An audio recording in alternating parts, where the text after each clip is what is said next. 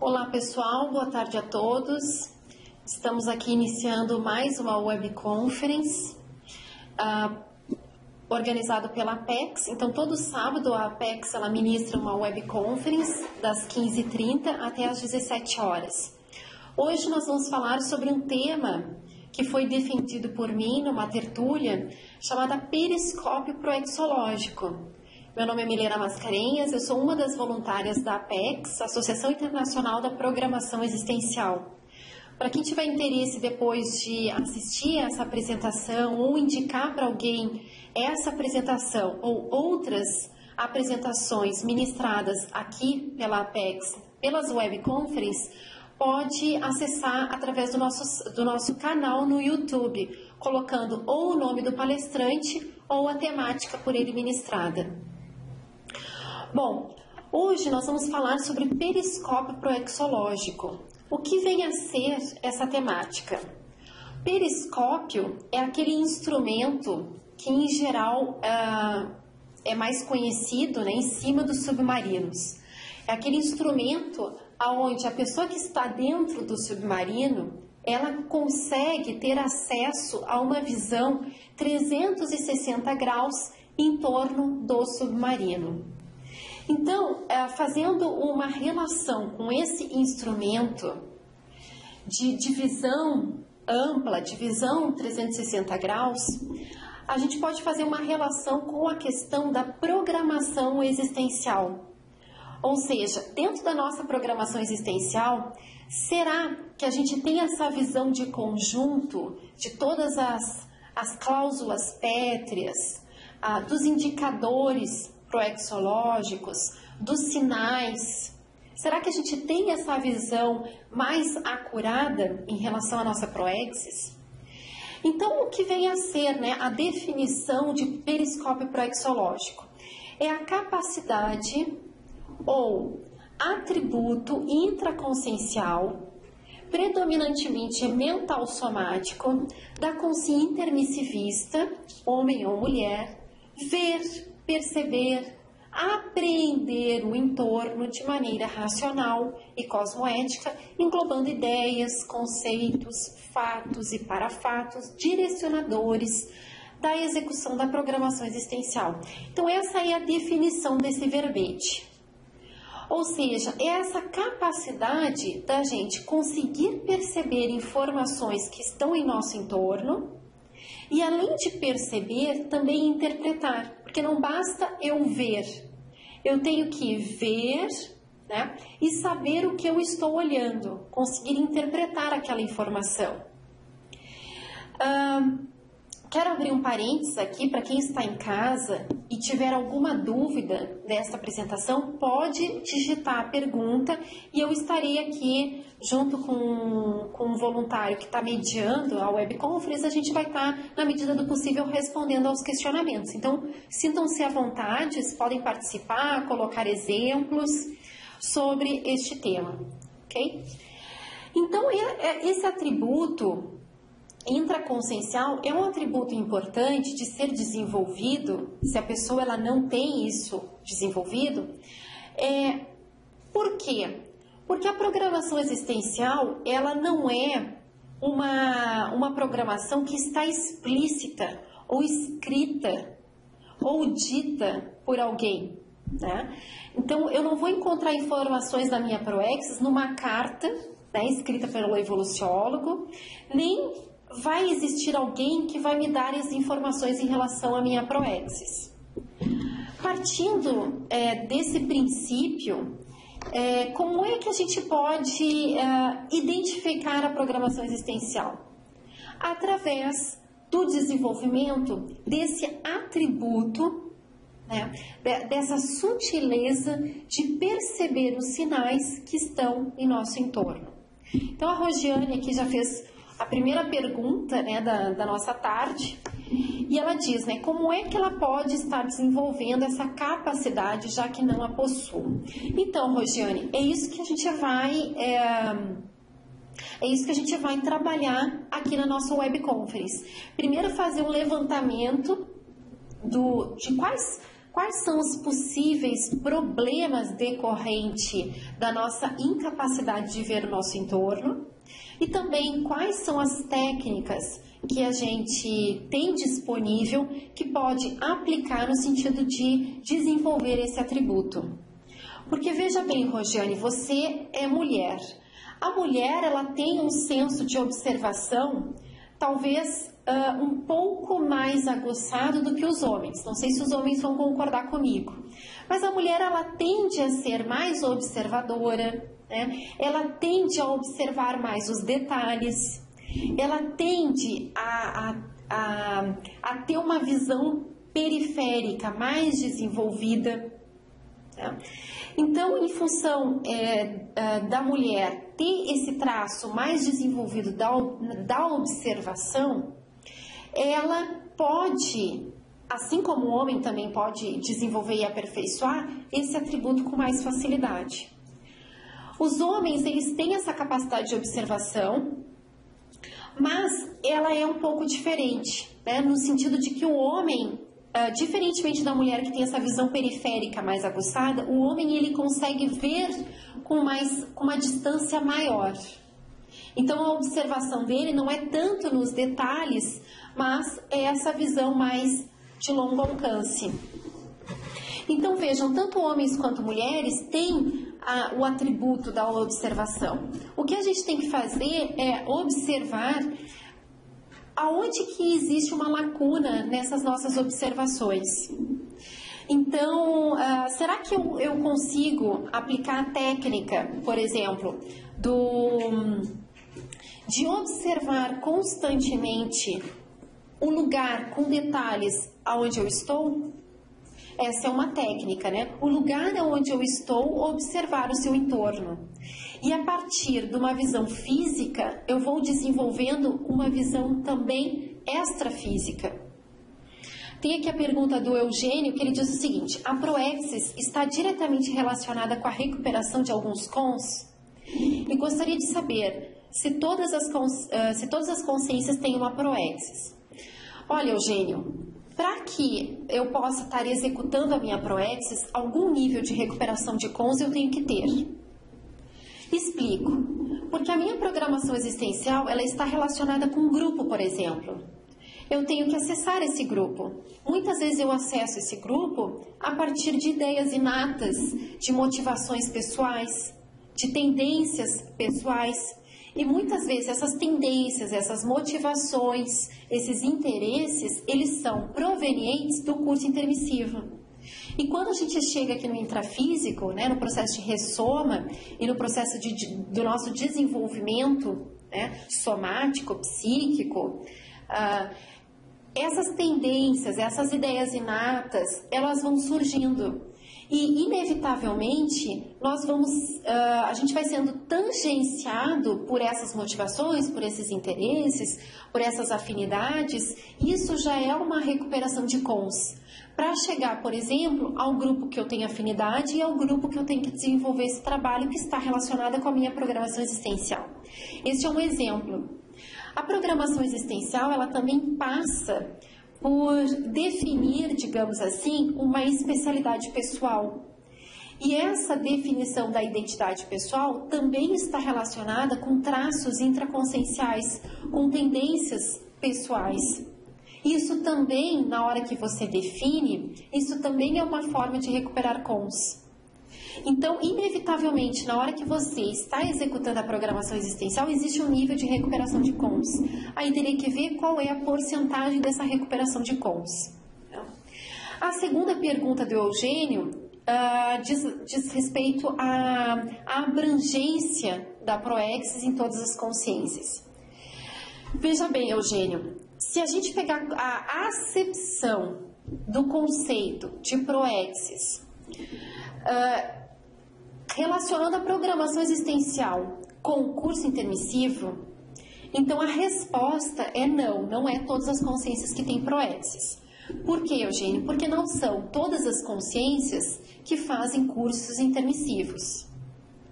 Então, se eu colocar esse conceito de proexis, né, essa acepção, esse conceito de programação existencial relacionada com critério, com pré-requisito de ter curso intermissivo, então eu restrinjo essa condição a uma microminoria de pessoas que fizeram curso intermissivo. Aí, Eugênio, nós vamos chegar na seguinte questão: como pode algumas pessoas fazerem tarefas tão assistenciais, tão éticas, né? Já nasceram com isso, com essa tarefa para realizar? Então, a gente chama que essas pessoas que têm um senso de realizar algo, que têm um senso, né, de fazer algum tipo de assistência, essas pessoas, elas podem ter uma programação existencial, mas também elas podem ter uma proto-proexis, ou seja, essa proexis incipiente, sem uma programação detalhada e profissional da programação de vida.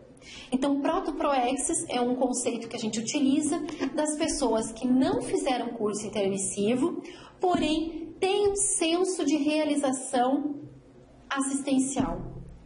E aí elas executam aqui, né, na vida intrafísica, uma série de tarefas assistenciais. Possivelmente essa pessoa será candidata a um próximo curso intermissivo, né? Bom, pessoal, falando novamente, né, dessa questão do periscópio proexológico, da importância da gente desenvolver uma percepção mais acurada do nosso entorno, né, de sinais físicos, de pessoas, de contextos, para que aos poucos a gente vá desenvolvendo percepções mais sensíveis, como por exemplo as parapercepções. Então, muitas vezes a pessoa ela quer desenvolver o parapsiquismo dela, porém ela não consegue nem ver fisicamente o seu entorno. Então, se ela não tem uma observação física, vai ser muito mais difícil ela desenvolver uma percepção extrafísica. Às vezes uma sutileza de energia, às vezes a presença do amparador ou a presença do assediador. Ela não consegue discriminar essas energias, ela não consegue discriminar essas companhias, justamente porque ela não tem esse senso de percepção. E pode ser que essa pessoa que se diz casca grossa, que ela se diz não parapsíquica, pode ser que na vida física ela também seja uma pessoa desligada, né? Uma pessoa que tem dificuldade de observar o seu entorno. Então vamos ver aqui algumas utilidades para se desenvolver essa percepção. Aqui nesse slide que todos estão vendo em casa, tem uma peça de um quebra-cabeça. E do outro lado você tem um jogo completo, né, de quebra-cabeças, faltando ali uma peça. Essas duas imagens é para a gente ter uma noção das informações que a gente tem a respeito da nossa vida atual e daquilo que eu sou enquanto consciência integral, enquanto consciência multimilenar, holobiográfica. Então, veja bem, eu na minha condição de consim, eu tenho informações a meu respeito, basicamente baseadas nessa vida de agora. Então, aquilo que eu sei da Milena é baseada nas minhas experiências dessa vida. Então, na minha condição de mulher, na minha condição mesológica, na minha relação com o meu grupo, com os meus trafores, com os meus trafares. Então, o que eu sei a respeito de mim mesma são as informações que eu tenho dessa vida. Só que a gente sabe que a consciência, ela é uma consciência multimilenar. A consciência, ela é o somatório de várias vidas que ela teve aqui no intrafísico e também vários períodos entre vidas que ela viveu, no caso de períodos intermissivos. O somatório disso tudo, de todas essas experiências milenares, multimilionares, somando tudo isso, é o que torna o que nós somos hoje. Então, nós somos resultado de todas essas experiências que nós tivemos em milhares de vidas. O objetivo de nós desenvolvermos essa percepção mais acurada é chegar na condição mais essencial de quem nós somos.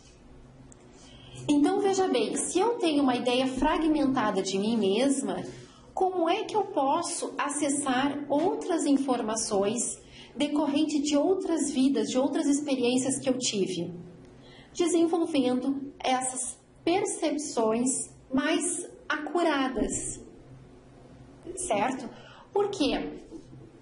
Porque se hoje eu estou inserida num determinado grupo, esse grupo quer dizer muito ao meu respeito. Porque se os afins se atraem, se eu estou afinizada com um determinado grupo, esse grupo ele quer dizer alguma coisa sobre as minhas experiências do passado. Vocês concordam? Então vamos ver se eu explico melhor. Se eu me relaciono com pessoas que eu tenho afinidade, é porque possivelmente, por hipóteses, numa outra vida eu já desenvolvi algum trabalho ou tive algum contato com esse grupo, certo? Então, esse grupo de afinidade hoje, que eu desenvolvi um trabalho no passado, ao estudá-lo nessa vida, eu tenho a oportunidade de tirar mais informações do que eu fiz no meu passado. Então, veja, se a gente pensar na história, a história atual, ela é o somatório das histórias multimilenares.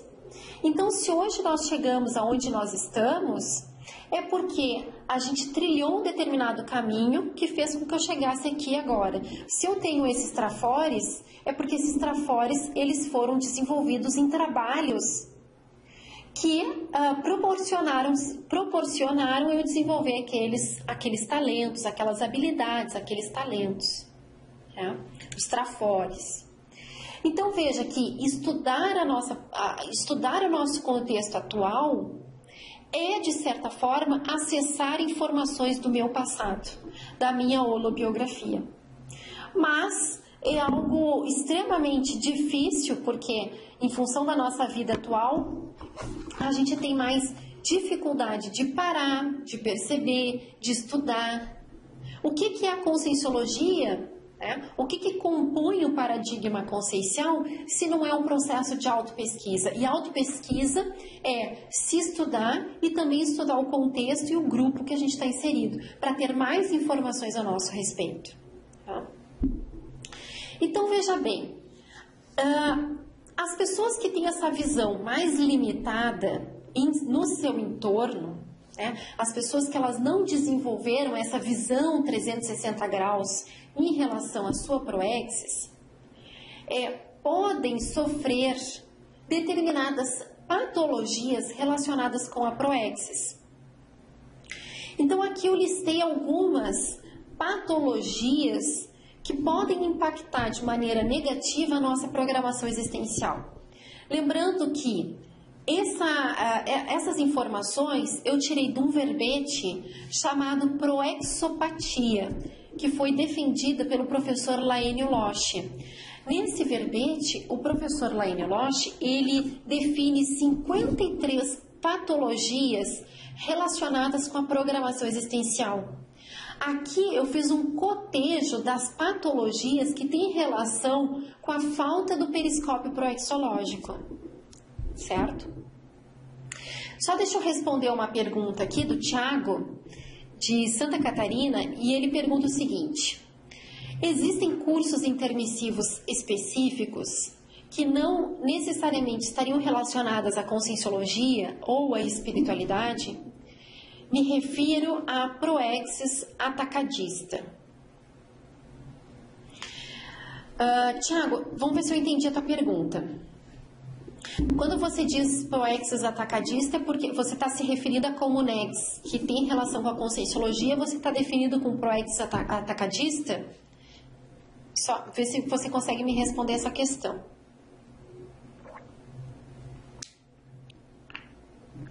Em relação aos cursos intermissivos específicos, o que a gente tem de relato das pessoas que têm rememoração dos cursos intermissivos é que, de fato, existem cursos intermissivos com características e níveis diferentes.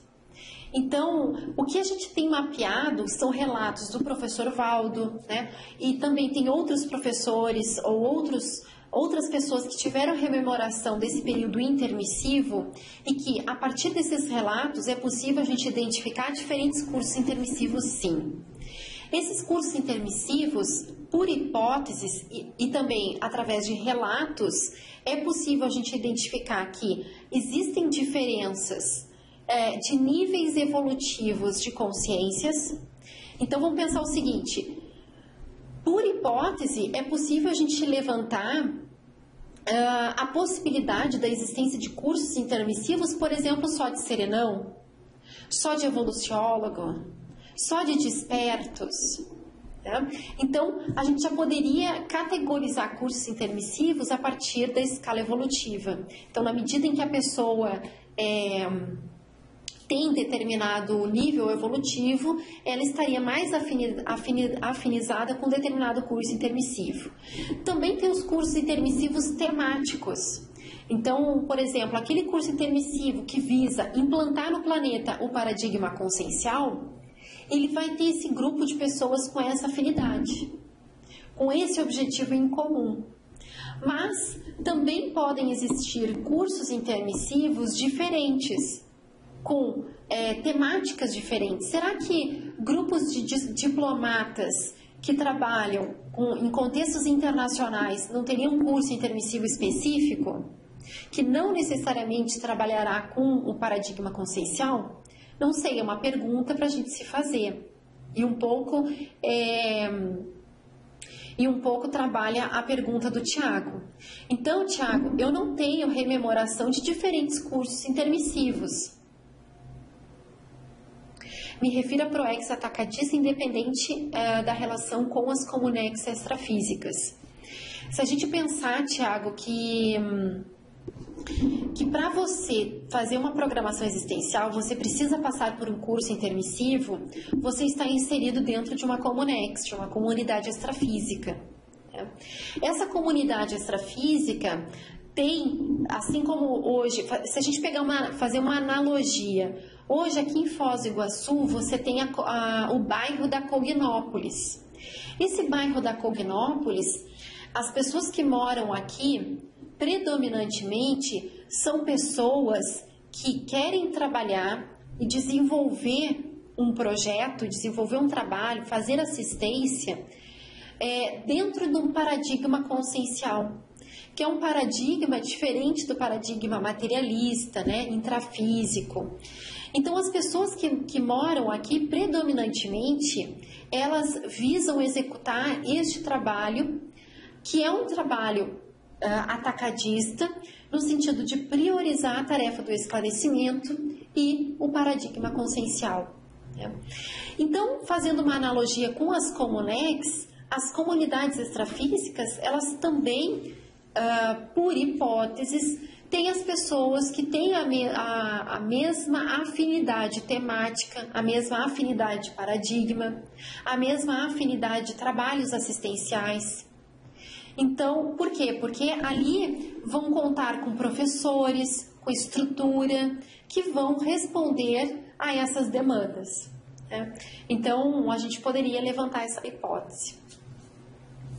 Bom, voltando aqui para a nossa webconference, a gente fez alguns levantamentos de patologias relacionadas a essa visão mais restrita. Dentre elas, a gente pode citar a direção megafocal regressiva. O que vem a ser direção megafocal regressiva? É a direção nosográfica, ou seja, doentia, não saudável, para onde a pessoa se dirige no caminho da evolução ao longo da vida. Então, por exemplo, tem determinadas pessoas que por uma falta de visão da sua programação existencial, ela caminha dentro de um foco específico, mas na direção contrária àquela direção que ela deveria estar caminhando, né? Então, ela deveria estar fazendo um determinado trabalho e ela faz o caminho contrário. Então, isso é a direção megafocal, porque a pessoa ela tem um megafoco, porém é um megafoco errado, digamos assim, contrário àquele caminho que ela deveria estar percorrendo.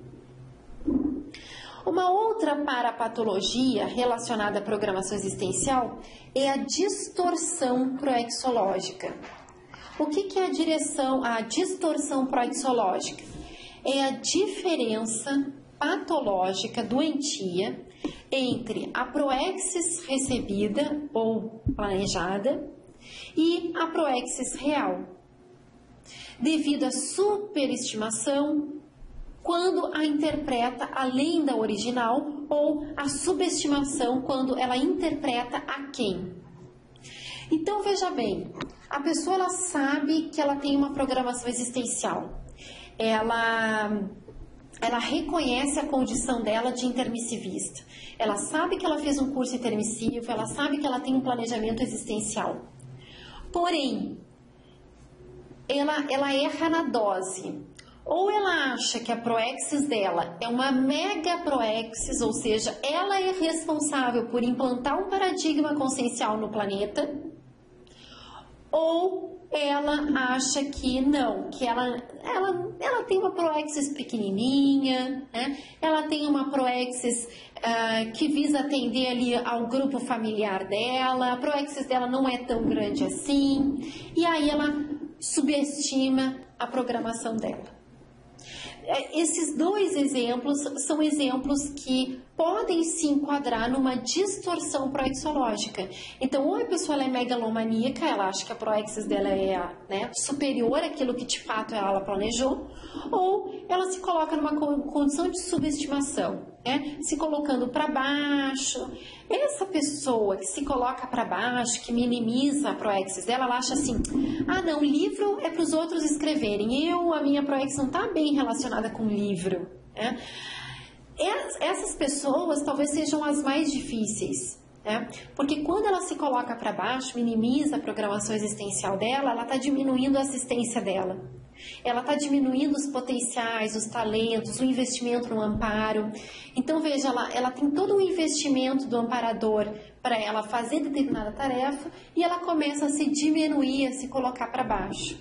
E quando ela se coloca para baixo, ela está fazendo, na verdade, uma omissão, né? Uma omissão deficitária em relação ao público-alvo interassistencial que ela deveria estar assistindo e se omite em função de se diminuir, de achar, não, a docência não é para mim, né? Aí ela começa a entrar num antagonismo, né? Ah, tá, agora todo mundo tem que ser docente? Agora todo mundo tem que escrever livro? Né? Então são esses argumentos que a gente começa a notar que são argumentos antagônicos àquela tarefa que ela mesma, na condição de intermissivista, na condição de aluno de curso intermissivo, ela mesma se propôs a executar e a fazer aqui. A Rosana perguntou o seguinte, então o parapsiquismo é fundamental? Isso significa que as pessoas vivem afinizadas pelos trafais? Rosana, o parapsiquismo ele é fundamental. Quem quer trabalhar com paradigma consciencial terá que inevitavelmente desenvolver o parapsiquismo. E o que a gente comenta e observa muito é que não existe, né, pessoas cascagrossistas, né? A pessoa ela tenta criar uma autossabotagem dizendo que ela é casca grossa, mas na verdade a gente sabe que se a consciência ela tem 4 veículos de manifestação, é completamente factível a consciência dominar, né, os seus veículos de manifestação. O que acontece é que tem pessoas que têm mais facilidade para desenvolver esse atributo parapsíquico, e outro, que tem mais facilidade, porque às vezes a pessoa trabalhou em outras vidas com esse atributo, e outras pessoas que não trabalharam tanto com a questão do parapsiquismo e que nessa vida pode encontrar algumas dificuldades. Mas o fato é que todos nós podemos desenvolver o parapsiquismo, e o parapsiquismo ele é essencial. Senão, na verdade, ele é pré-requisito para a pessoa trabalhar com o paradigma consciencial. Senão, a pessoa vai ficar sempre meia força, né? Ela vai ficar sempre deficitária ou aquém daquilo que ela poderia estar fazendo, daquilo que ela poderia estar contribuindo. E a segunda pergunta da Rosana é em relação sobre o grupo de afinidade, se as pessoas elas se reúnem sempre pelos trafais. Trafais, eu estou entendendo que você disse traços faltantes, né? Na verdade, Rosana, não é bem assim. O grupo que a gente tem afinidade pode ser afinidade pelos trafais, pelos traços faltantes, pelos traços força ou pelos traços fardos. Então, por exemplo, você deve ver gangues, né? As gangues, o que são? São grupos que se reúnem pela afinidade dos trafares, certo? Então, uma gangue, né? Um grupo de pessoas, de delinquentes que se reúnem para fazer um assalto, um sequestro, algo ilícito, eles se reúnem porque eles têm ali um trafar em comum. A falta de ética, né? Enfim, tem aí vários trafares no meio. Tem outros grupos, vamos citar grupos de intelectuais, né? O grupo que está escrevendo a Enciclopédia da Conscienciologia é um grupo que se reúne já por um trafor. O trafor da escrita, né? O trafor da assistência. E tem grupos também que se reúnem por traços faltantes. Por exemplo, numa dinâmica parapsíquica, às vezes as pessoas estão ali porque querem desenvolver o parapsiquismo, porque todos reconhecem que tem um traço faltante, o parapsiquismo ou um maior domínio do energossoma. Então, veja, nós podemos nos reunir pela afinidade de traços faltantes, traços fardos ou traços forças. Espero ter deixado claro o seu questionamento, Rosana. E o Tiago, ele diz o seguinte: como evitar a distorção proexológica? Então, Tiago, a proposta é que a gente faça a autopesquisa, que a gente desenvolva esses atributos. No caso, hoje aqui a gente está trazendo esse atributo do periscópio, de tentar ampliar a nossa gama de observação. Ver os sinais que estão em nosso entorno. Porque a nossa programação existencial, ela é algo que nós planejamos baseado nos nossos traços pessoais, baseados na nossa holobiografia. Então, as informações sobre a nossa programação existencial, basicamente, ela está no meio em que a gente vive. Inclusive, eu trouxe um exemplo de um filme, eu não sei se vocês já viram, que chama-se Restoration, do outro lado da nobreza, a tradução aqui no Brasil. O filme do outro lado da nobreza é muito interessante em termos de vários conceitos que aparecem no filme, né, que a gente poderia estar estudando relacionado com programação existencial. Neste filme, ele conta a história de um médico, né, no século XVII, XVIII, ou seja, tá no início do desenvolvimento da medicina. Ainda a medicina ela é muito precária, mas esse médico ele estuda e todos falam para ele que ele tem o dom da cura, que os pacientes sentem menos dor quando ele está por perto, que ele consegue encontrar cura para os pacientes, que os pacientes sentem menos dor, que os pacientes se sentem melhor, com melhor bem-estar quando ele está por perto. Além desse reconhecimento do grupo no talento que esse médico tem para a cura, ele também recebeu uma série de aportes. Eu não sei se vocês conhecem esse conceito, mas aporte significa investimento. É quando alguém te dá alguma coisa. E no filme aparece várias pessoas dando para ele Ou, no caso do pai dele, o pai dele dá livros, instrumento cirúrgico, ele recebe oportunidades, ele recebe uma série de regalias da monarquia.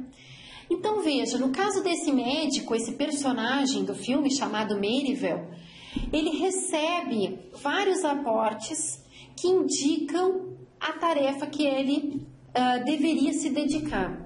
No caso, instrumento cirúrgico, livros de medicina. E as pessoas reconhecem o talento dele para a cura. Então são dois indicadores fortes proexológicos. No entanto, ele tinha uma dificuldade de perceber o entorno dele. Fica muito claro isso no filme. Por quê? Porque mesmo as pessoas dizendo para ele que ele tinha o dom da cura, dando oportunidade para ele estudar, dando oportunidade para ele fazer assistência, mesmo assim, o que ele fazia para identificar a programação existencial dele? Ele olhava as estrelas. Ele ficava contemplando as estrelas, procurando respostas nas estrelas.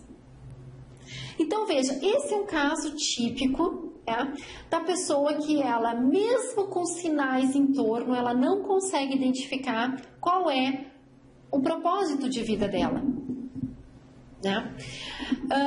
Bom, a Sandra fez uma pergunta, a Rosiane já respondeu, chama-se Restoration, do outro lado da nobreza. É um filme interessantíssimo. Inclusive, uma das parapatologias relacionadas a proexis é a síndrome de Merivale. Ou seja, a pessoa tem várias informações sobre a proexis dela, mas ela mesmo assim, eu não sei qual é a minha proexis. Mas os indícios, eles estão aí. As informações estão aí para quem tem olhos para ver. Então, é interessante essa relação que, às vezes, a gente olha algo, mas não consegue enxergar esse algo. É um olhar meio superficial, É uma olhadela naquela informação, mas ela não consegue extrair dali, ou não consegue extrair uma interpretação, ou ela ignora aquele olhar, aquela informação. Bom, outras patologias relacionadas com a proexis é a hipermetropia proexológica. É a dificuldade de ver, refletir, inferir com nitidez os fatos, situações, cenários relativos à proexis, situados próximos, no presente ou no curto prazo. Então, veja, será que o Merivale, o personagem desse filme, ele não tinha essa hipermetropia, essa dificuldade de ver situações mais próximas ou presentes? Então, é interessante, porque no filme mostra bem isso. As informações estavam lá, as oportunidades estavam lá, as pessoas estavam lá, os aportes estavam lá, no entanto, ele não conseguia ver o propósito de vida dele. E ele precisava de informações das estrelas. Tem também a questão da miopia proexológica, que é essa dificuldade de ver, refletir e inferir com nitidez os fatos, consequências ou cenários relativos a proex situados distantes ou a longo prazo. Então, neste caso da miopia proexológica, são aquelas pessoas que elas têm mais ou menos uma noção da tarefa delas agora, mas elas têm dificuldade de planejar a longo prazo ou dificuldade de ver mais longe o trabalho que ela tem que realizar. Então, são aí dificuldades de ver tanto longe quanto perto. Aqui, por último, eu coloquei a síndrome de Merivale, que é justamente isso que a gente estava comentando agora, que é a negação ou o ato de alegar ignorância quanto às diretrizes da proexis, apesar da provução de evidências ostensivas provenientes de fenômenos parapsíquicos, sincronicidades, indicações de companhias, tendências pessoais, aportes existenciais, cuja denominação alude ao personagem homônimo ao romance, que é Restoration, escrito por Rose Tremain. Então, veja bem, no filme também acontece com ele sincronicidades parapsíquicas, porque vocês sabem, quando a gente está executando a nossa programação existencial, nessas tarefas assistenciais, o nosso parapsiquismo tende a ser desenvolvido em função do trabalho assistencial que a gente está fazendo. Então, no caso do filme, como o médico ele estava atuando na assistência ali aos pacientes, o parapsiquismo dele começou a se desenvolver. Então, ele tinha inspirações para tratamento dos pacientes. O livro de medicina ficava aberto para ele, mostrando o tratamento. Ou seja, na hora que o livro abre, ali tem um fenômeno físico, né? Ele tem clarividência, ele tem inspirações de tratamento. Então, ali mostra uma série de indicações também, evidências parapsíquicas, mostrando o caminho que ele deveria seguir, né? O caminho que aonde estava dando certo, em termos assistenciais e evolutivos. Então, vamos trazer para o nosso caso pessoal. No caso de vocês têm claro quais são as diretrizes proexológicas de vocês? Essas diretrizes proexológicas está relacionada com algum paradigma? Por exemplo, vocês se identificam com paradigma consciencial? Existe alguma especialidade da conscienciologia que vocês têm afinidade, que vocês gostariam de desenvolver, de estudar, que vocês gostariam de dar aula sobre aquele assunto? Ou as pessoas procuram vocês para ajudar em algum contexto específico? Vocês são procurados pelas pessoas para resolver que tipo de problema? Também são indícios da identidade interassistencial de vocês. Então, são perguntas que normalmente a gente não se faz, mas que a gente deveria estar fazendo para ampliar a nossa gama de conhecimento a respeito da gente, né? Os nossos conhecimentos, o nosso processo de autopesquisa. E quais são os problemas que a gente tem com relação à falta do periscópio proexológico, né? Ou seja, se a gente tem essa visão limitada, o que acontece? Quais são as consequências? Ou quais são os indícios da nossa falta de visão, né? Primeiro é imaturidade no posicionamento. Como a gente não tem todas as informações, a gente tende a ser mais imaturo no nosso posicionamento. E uma das imaturidades mais evidentes é aquela pessoa maniqueísta. É aquela pessoa que tem a visão do mundo em dois blocos. Um lado é o bom e o do outro lado é o ruim. Ou essa pessoa presta ou essa pessoa não presta. Ou aquilo é bom ou aquilo é ruim. Ela não consegue ver um degradê. Por quê? Porque é a maneira que ela tem de se posicionar no mundo. É uma maneira imatura, é uma maneira limitada, né? E até simplista de ver o mundo. Ou aquilo presta ou não presta, mas ela não tem o degradê, ela não consegue ver as nuances, as sutilezas. Não, mas aquela pessoa, ela errou, mas ela tem esse traço positivo. Será que aquela pessoa chegou com um paro, com assediador? Veja, às vezes uma pessoa é agressiva com a gente. Ela foi super agressiva. Então, qual é a nossa reação imediata? Ficar antagônica àquela pessoa. Por que a gente fica antagônico àquela pessoa? Porque a gente tem a imaturidade no posicionamento. Porque às vezes, se a gente tem uma sutileza maior nas percepções, a gente vai perceber que aquela pessoa ou estava cansada do trabalho, ou ela está com problema financeiro, ou ela está com problema afetivo, ou ela tem conta para pagar e ela não consegue pagar, ou porque ela está com um assediador que está incitando ela a ser agressiva. Então, são muitas variáveis para analisar aquela pessoa que foi agressiva com a gente. Então, Mas a nossa tendência instintiva é ficar antagônica, né? Ou nos defender, ou ficar de mal com aquela pessoa, excluir ela do grupo. Mas, na medida em que a gente vai desenvolvendo uma visão mais holística da realidade, a gente vai ampliando as variáveis de análise. Então, na hora que o meu marido chegou em casa e está gritando comigo, está agressivo, quais são as variáveis para eu analisar antes de eu ter uma reação? Ele está com problema? Qual é o problema dele? Qual é a situação? Por que ele está desse jeito? Tem assediador? Eu posso assistir? Posso jogar energia?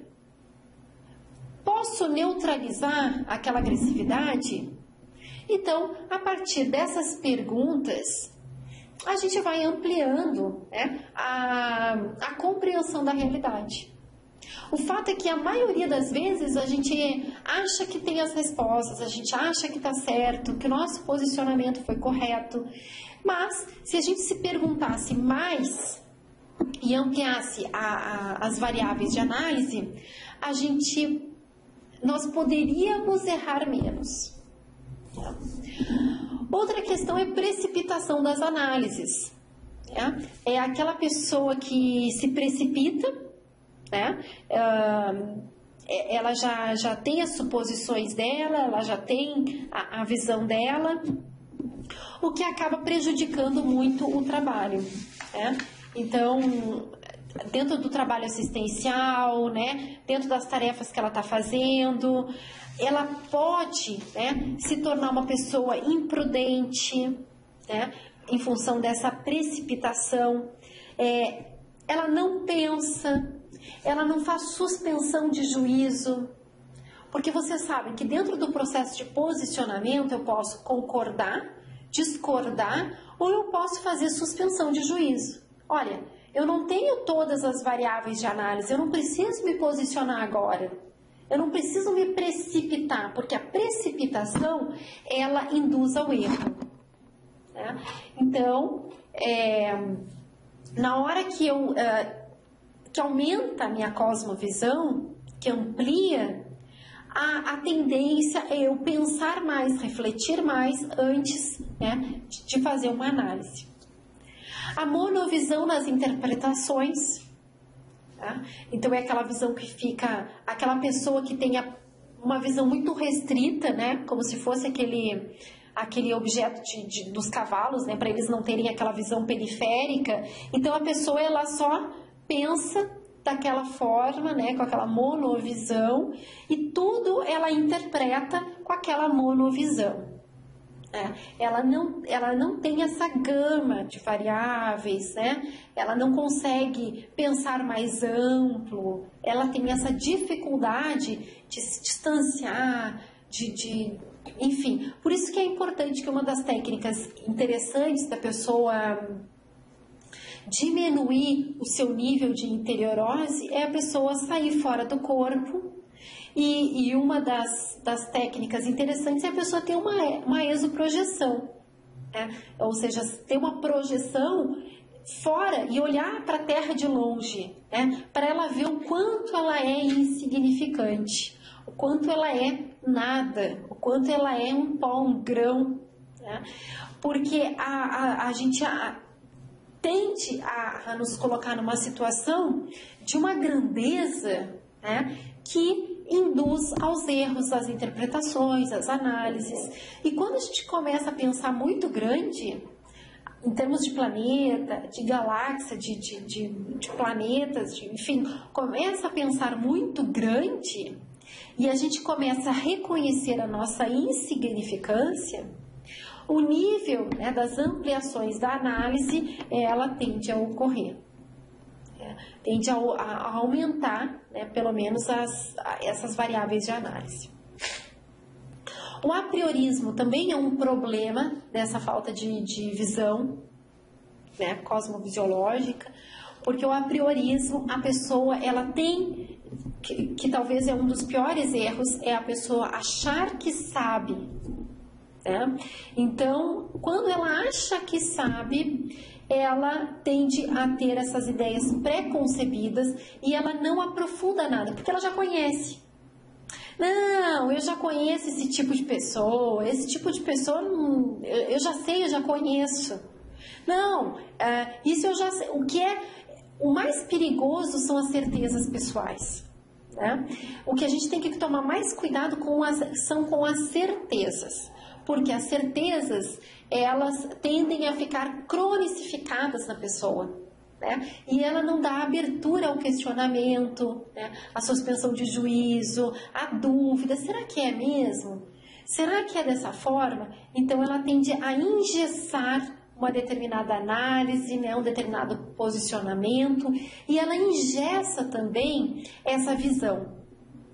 Porque quando ela tem certeza de algo, pronto, acabou. Né? O processo pesquisístico dela foi por água abaixo, porque ela já tem certeza daquilo. Ela não precisa aprofundar, ela não precisa pesquisar, ela não precisa, enfim, né? O jogo está ganho. A outra questão é a falta de foco evolutivo. Então, essa pessoa que ela não tem esse periscópio proexológico, ela não tem um foco, né? Ela não sabe para onde ela vai, né? Ela pode ocorrer isso, né? A interiorose nós já falamos, a cegueira evolutiva. Ela tem dificuldade de ver oportunidades, dificuldade de reconhecer os grupos de trabalho ou o trabalho, a mesologia de trabalho. Então, ela tem mais dificuldade de ver o seu entorno. A falta de objetivo, acho que um pouco a gente já comentou. E aí, pessoal, que o periscópio proexológico, ele ajuda a gente a identificar que uma determinada realidade, ela é uma ponta daquilo que aquilo que a gente conhece da realidade, ela é apenas um grão de tudo, né, de possibilidades de conhecer essa realidade. Então, se a gente pensar o seguinte, que ao conhecer uma pessoa, eu vou estar sempre conhecendo a pessoa fisicamente, e que essa pessoa fisicamente ela é uma pessoa multimilenar, só aí já mostra que o que eu conheço da pessoa é uma pequena parte da possibilidade que eu tenho de conhecer ela na sua essência. Né? E aí nós temos uma imagem de uma ponta aí de um iceberg que mostra, que faz essa analogia, que o que a gente conhece é uma pequena parte do que aquilo que existe, né, dessa realidade. Então, realmente, reconhecer a nossa ignorância é o primeiro passo para desenvolver o atributo da cosmovisão. Porque, como eu falei, na hora que a pessoa tem a certeza que ela já sabe, isso é um grande empecilho para ela se desenvolver, né? Para ela desenvolver essa visão mais ampla. Então, quais são as técnicas que a gente tem disponível para desenvolver essa visão mais ampla? Que, inclusive, foi a nossa primeira pergunta, acho que é da Rosiana, né? Que ela pergunta como desenvolver essa capacidade. Então, nós temos algumas técnicas disponíveis. A primeira é a técnica do cosmograma. O que é a técnica do cosmograma?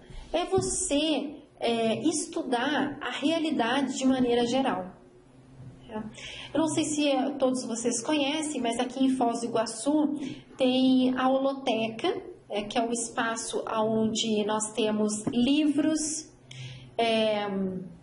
e vários artefatos do saber, desde coleção de selos, gibis, enfim, a holoteca é esse ambiente onde você tem várias tecas, né? Não só a biblioteca, mas tem várias coleções.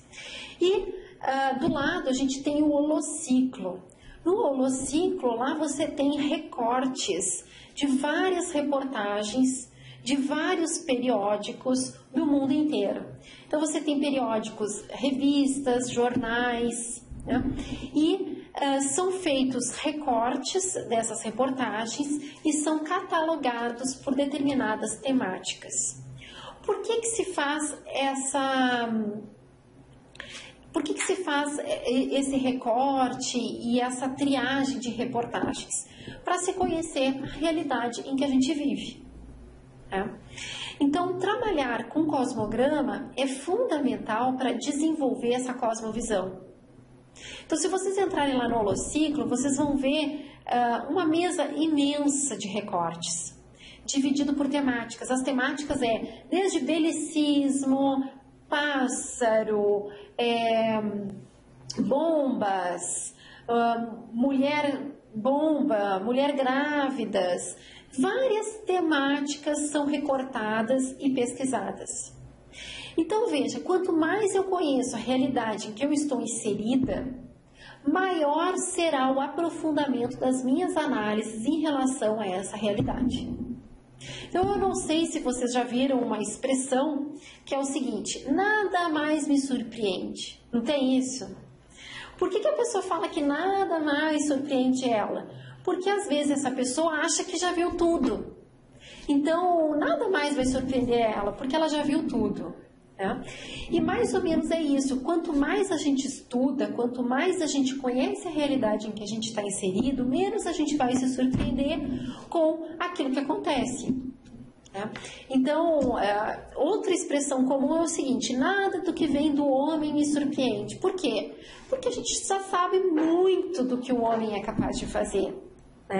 Então, são expressões que mostram o quanto o conhecer, o quanto a gente conhecer a realidade faz diminuir, por exemplo, as surpresas, nos surpreender com determinada situação. Então, quando chega, eu vou dar um exemplo, o médico, vocês acham que o médico ele se surpreende quando chega um paciente com a cabeça rachada? Ele não vai se surpreender com um paciente com a cabeça rachada. Por quê? Porque ele vê diariamente pacientes em situações muito precárias. E por ele ter essa experiência de familiaridade com situações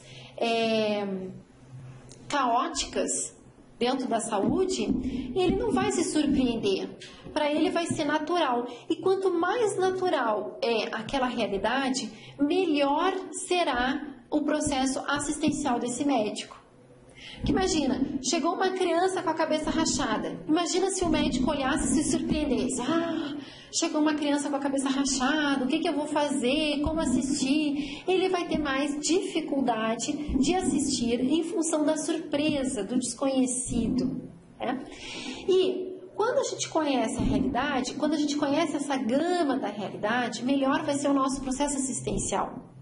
Porque a gente já sabe dos problemas da humanidade, a gente já vai conseguir ajudar com mais facilidade, sem perder tempo, se surpreendendo com aquela situação. Então, isso é um benefício de ter esse conhecimento mais amplo da realidade. Outro é em relação também ao público de assistidos, as diferentes públicos assistenciais que existem no mundo e que ao conhecê-los a gente também conhece os problemas que estão relacionados com esses públicos. Outra técnica é a técnica do abertismo, a recepção de inspirações extrafísicas. Aí aqui entra a questão que já me perguntaram hoje sobre a importância fundamental de desenvolver o parapsiquismo. E uma técnica é você estar atenta às companhias extrafísicas. Então, a gente fala muito aqui na Conscienciologia da pessoa desenvolver a sinalética pessoal. Ou seja, quais são os sinais energéticos que ela já tem mapeado. Às vezes, esses sinais vão aparecer primeiro no físico. Eu sinto que cada vez que eu chego perto de uma pessoa que é muito negativa, que trabalha comigo, eu fico com uma dor de cabeça. Então, mais ou menos, ela já mapeou essa sinalética, só que essa sinalética ela ainda está no físico, ela se manifestou no físico. Então, antes de desenvolver essa sinalética no físico, aquela sinalética deve ter aparecido, digamos assim, no energossoma dela. Só que ela não conseguiu perceber no energossoma e aí pegou o soma dela. Aquele sinal repercutiu no soma, no caso, na dor de cabeça. Então, veja, na medida em que a gente for desenvolvendo essa sutileza, veja, a pessoa que ela associou a presença da pessoa negativa do trabalho à dor de cabeça, já demonstra um nível de percepção e de interpretação. Então, ela viu, olha, toda vez que chega essa pessoa e eu tenho dor de cabeça. Então, ela já conseguiu mapear. Agora, falta ela mapear os sinais energéticos. Antes de ter dor de cabeça, ela sentiu algo no energossoma? Isso é o início do mapeamento da sinalética pessoal. Então, agora você vai prestar atenção. Essa pessoa vai chegar perto de você e você vai observar e vai ver o que você sente no seu energossoma. Então, veja, a presença de uma pessoa muito negativa na nossa psicosfera, ela é muito gritante. Porque se eu estou num estado homeostático e chega uma pessoa negativa, eu vou sentir um desconforto, um mal-estar, e aí cada um vai mapear a sua sinalética. Já é mais fácil de identificar. Agora, se eu estou muito mal, né? Assediada, mal, com pato pensene, e chega um amparador do meu lado, será que eu vou saber identificar a presença do amparador? Ou será que eu vou identificar a presença energética daquele amparador? Então, eu preciso estar atenta à presença tanto do amparador quanto do assediador. E aí eu vou criando sinaléticas, né? Eu vou criando mapeamento dos sinais energéticos com a presença de amparador e de assediador. Eu posso criar uma agenda, né, para eu anotar que situação que eu estava, né? Qual a situação que eu estava inserida, o que eu senti no meu energossoma, o que eu senti no soma, e levantando hipóteses se essa presença era uma presença de amparador ou se era uma presença de assediador. Era a presença de uma pessoa do trabalho? O que essa pessoa será que estava pensando? O que ela me disse? Ou qual era o meu pensamento naquela hora? Isso é pesquisa. Isso é autopesquisa. Então, a gente tem que levar mais a sério o processo de autopesquisa, ser mais profissional, mais sistemático, porque quanto mais a gente se dedica na nossa pesquisa, mais a gente se aprofunda em nós mesmos e mais a gente vai ter capacidade de nos melhorar e também maior gabarito para fazer assistência. Outra técnica é da associação de ideias 24 horas por dia. Quer dizer, eu vi uma situação, qual é a associação que eu posso fazer com o meu tema de pesquisa? Ou, isso que aconteceu tem relação com o sonho que eu tive? Ou com o meu bem-estar, com o meu holossoma? Fazer perguntas é fundamental. O ideal é que a gente fizesse perguntas a todo momento. Por que essa pessoa veio falar comigo? Por que foi agora? Por que ela me perguntou isso? Como é que ela tá? Será que ela tá bem? Será que ela tá com o amparador? Será que ela tá com o assediador? Então, são perguntas interessantes para a gente fazer associação de ideias. Às vezes, a gente tem uma informação, por exemplo, eu sonhei com uma pessoa essa noite e encontrei ela ao meio-dia. Fui almoçar e encontrei ela. O que isso tem relação? Eu anoto. Eu começo a fazer associações de ideias, levantamento de hipóteses, até eu conseguir chegar a uma conclusão. Mas, às vezes, pela natureza humana, pela tendência ao imediatismo, a gente quer as respostas. Mas eu não vou ter respostas se eu não tiver perguntas antes. Eu tenho que ter perguntas, hipóteses, associações, até chegar à resposta que eu estou esperando. Então, é fundamental a gente ser mais profissional no nosso processo de autopesquisa.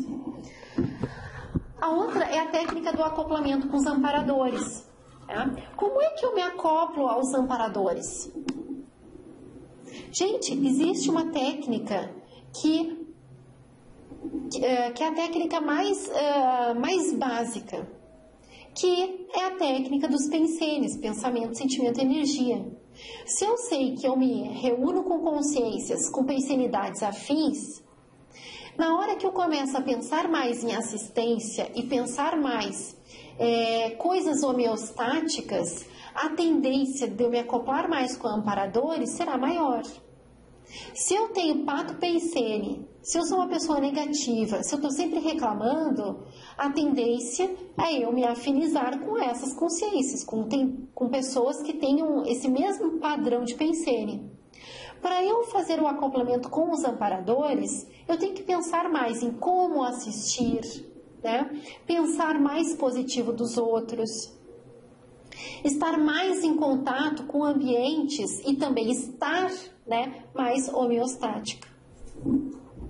A técnica do registro diário, eu já mencionei. Sem registro diário, não tem como eu fazer associações de ideias, não tem como eu ter uma cosmovisão. Como é que eu quero relacionar um fato a outro se eu não anotei? Eu não posso confiar só na minha memória.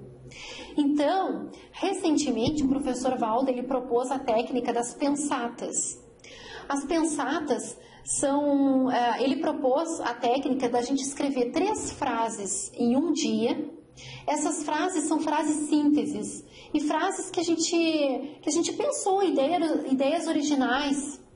Então, esses dias eu estava numa cafeteria, tive uma ideia de uma frase, comprei lá um caderninho, uma caneta, fiz a anotação daquela frase. Então, essa é uma técnica interessante, tem que ser um caderninho pequenininho para a gente poder carregar toda hora, porque as ideias, elas vêm em lugares mais inusitados. Pode ser numa cafeteria, pode estar esperando alguém no carro, pode ser no supermercado, são em momentos diversos ao longo do nosso dia. E essas pensatas, elas são interessantes, por quê? Porque você desenvolve ideias e percepções a partir daquela frase que você pensou. Então é muito interessante, porque as pensatas, essas ideias originais que a gente tem ao longo do dia, ao ser escritas, ela nos proporciona um aprofundamento da nossa autopesquisa, ela nos diz muito a nosso respeito. Então o registro diário é fundamental.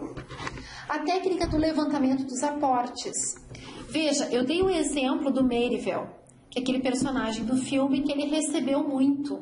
Ele recebeu do pai, recebeu do amigo, recebeu do rei. Veja, ele recebeu. E ele recebeu o quê? Ele recebeu instrumentos cirúrgicos, livro de medicina, oportunidade de trabalhar na medicina para a nobreza. Veja, aquilo que ele recebeu dizia muito a respeito daquilo que ele tinha que fazer com aquele recebimento. Então, eu vou fazer uma analogia. Se eu recebi um giz, eu vou fazer o que com esse giz?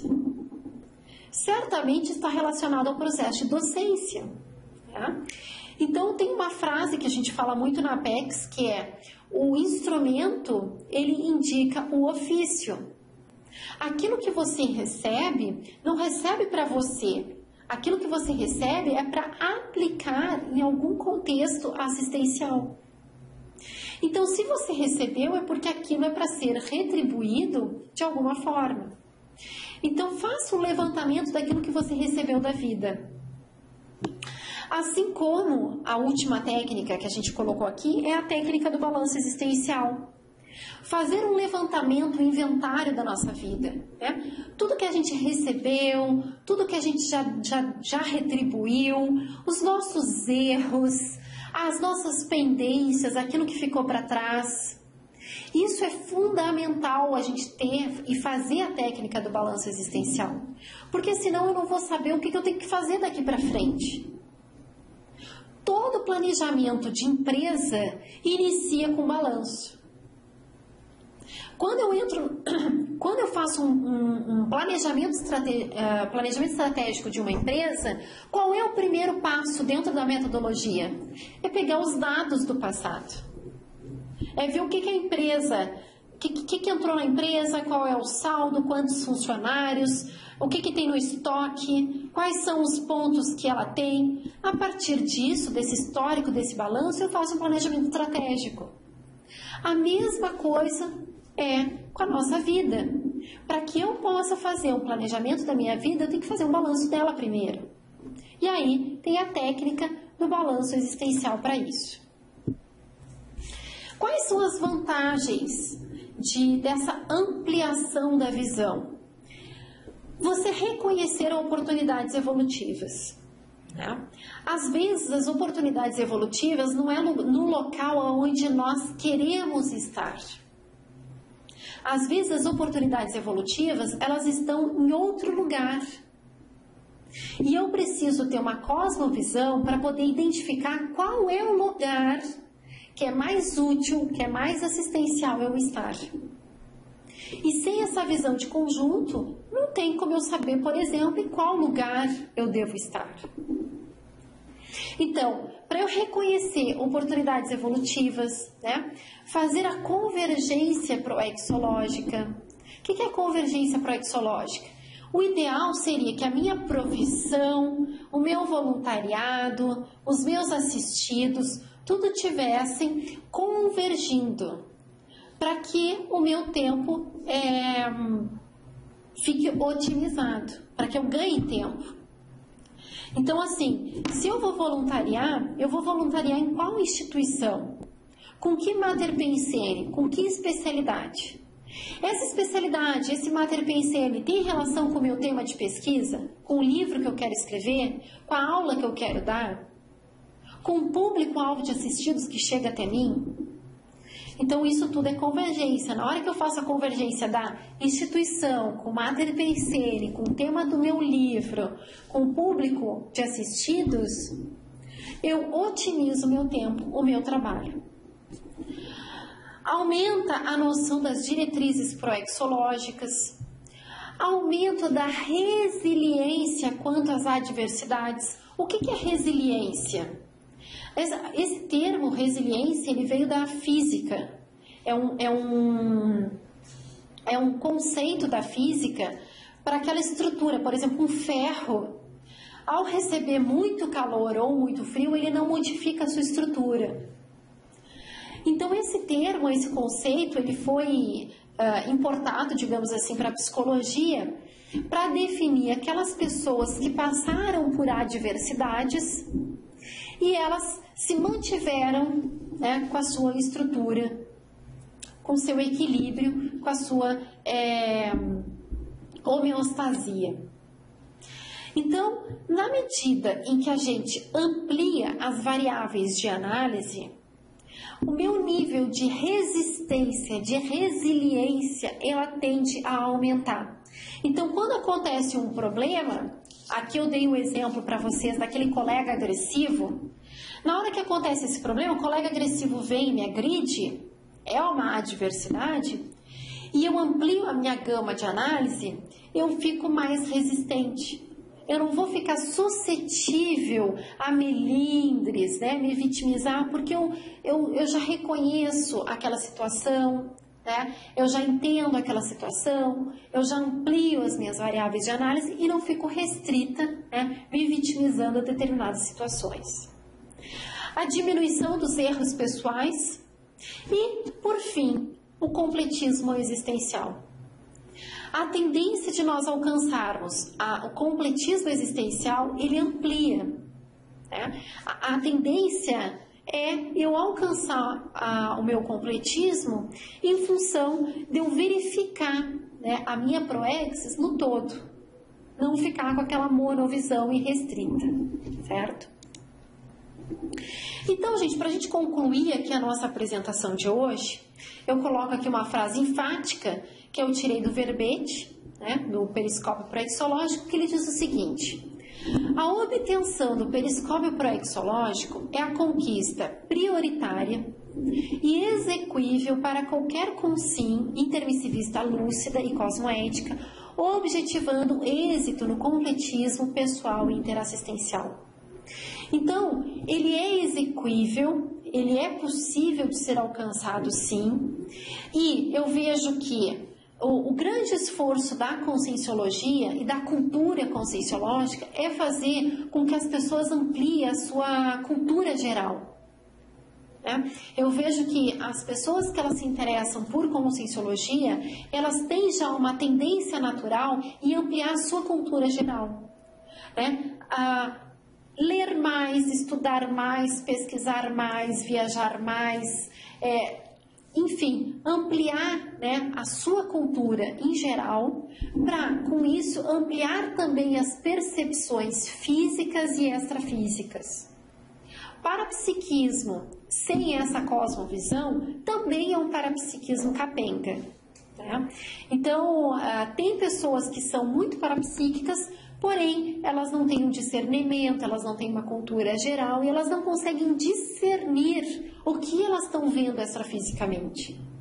Então, veja, qualquer um pode desenvolver esse atributo, basta a gente começar a aplicar técnicas, né? Conhecer mais, estudar mais, desenvolver mais e, com certeza, amplia essa visão geral, né? Amplia essa visão de maneira geral da realidade.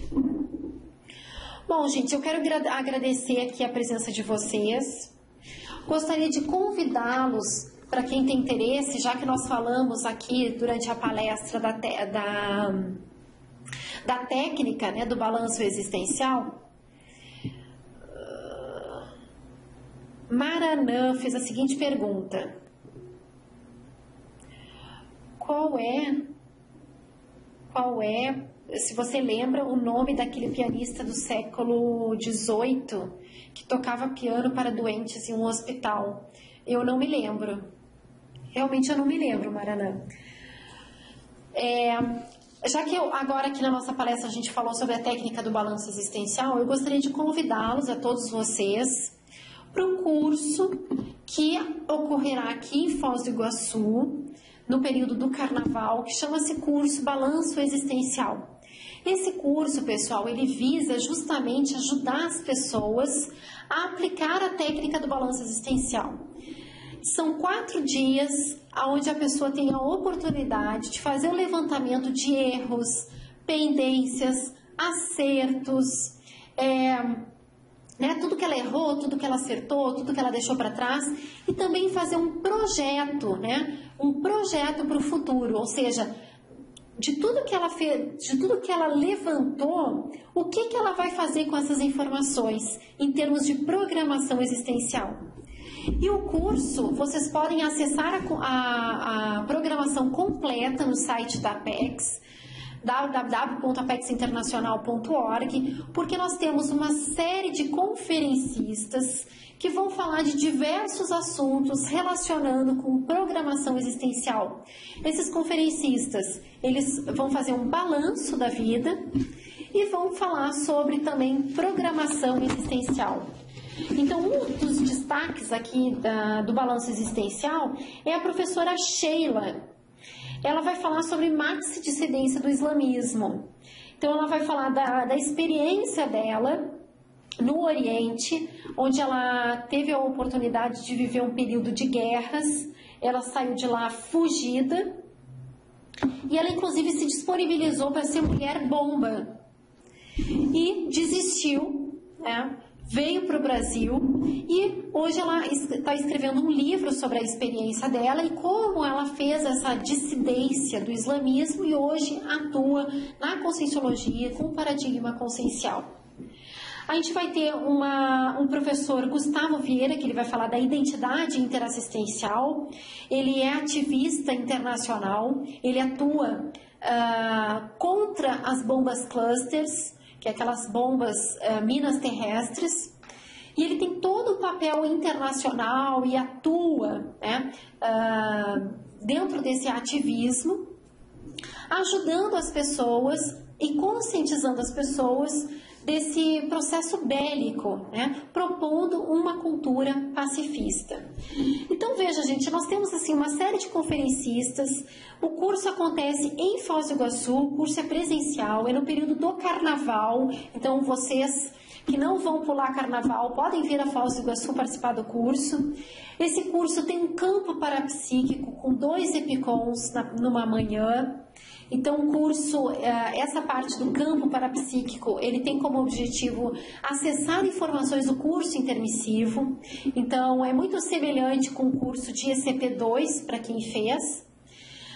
2 EPICONs, todo mundo fica no colchonete durante uma manhã toda, trabalhando técnicas energéticas, para justamente acessar informações do curso intermissivo, fazer a recuperação de cons e ajudar nesse planejamento da programação existencial.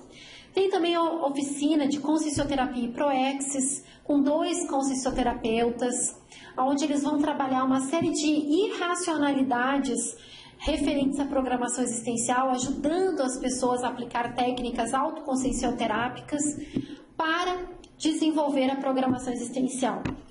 Então, fica o convite para vocês. Quem não conhece Foz do Iguaçu, é uma boa oportunidade de conhecer a estrutura aqui da Cognópolis, já fazer o curso.